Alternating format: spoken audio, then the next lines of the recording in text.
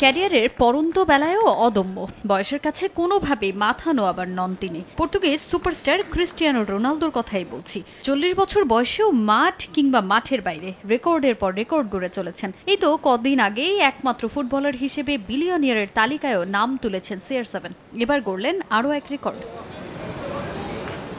1000 গোলের মাইলফলক স্পর্শ করার মিশন কমপ্লিট করতে গিয়ে মাঠের বাইরেও অনেক ইতিহাস সৃষ্টি করে চলেছেন রন। এবার বার্ষিক আয়ে টানা ষষ্ঠবারের মতো সবচেয়ে বেশি অর্থ উপার্জনকারী ফুটবলার হলেন পর্তুগিজ মহাতারকা। যুক্তরাষ্ট্রের ব্যবসা বাণিজ্য ভিত্তিক সাময়িকী ফোর্বসের বিচারে শীর্ষ 10 জন ফুটবলারের আয়ের এক তালিকা প্রকাশ করা হয়। সেই তালিকায় সবার উপরে জায়গা করে নিয়েছেন CR7।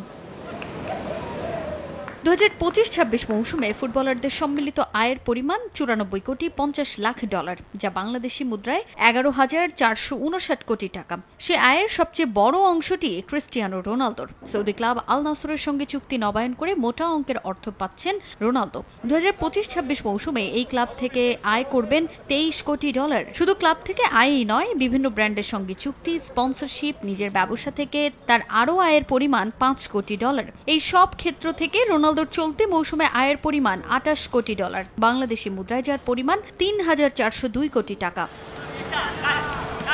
রোনালদোর পরের স্থানেই আছেন আর্জেন্টাইন সুপারস্টার লিওনেল মেসি। আয়ের দিক থেকে যদিও রনের চেয়ে অনেক পিছিয়ে এলএম10। ইন্টার মায়ামির সঙ্গে চুক্তি, বিভিন্ন ব্র্যান্ডের সঙ্গে স্পন্সরশিপ সহ অন্যান্য মাধ্যমে মেসির আয়ের পরিমাণ রোনালদোর আয়ের অর্ধেকেরও কম। 2025-26 মৌসুমে লিওর আয়ের পরিমাণ 13 কোটি ডলার, বাংলাদেশি মুদ্রায় যা দাঁড়ায় 1,583 কোটি টাকা।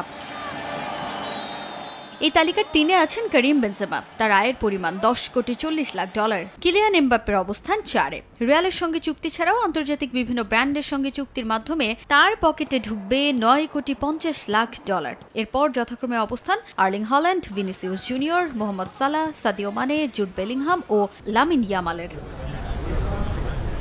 তাজিন খন্দকার, সময় সংবাদ।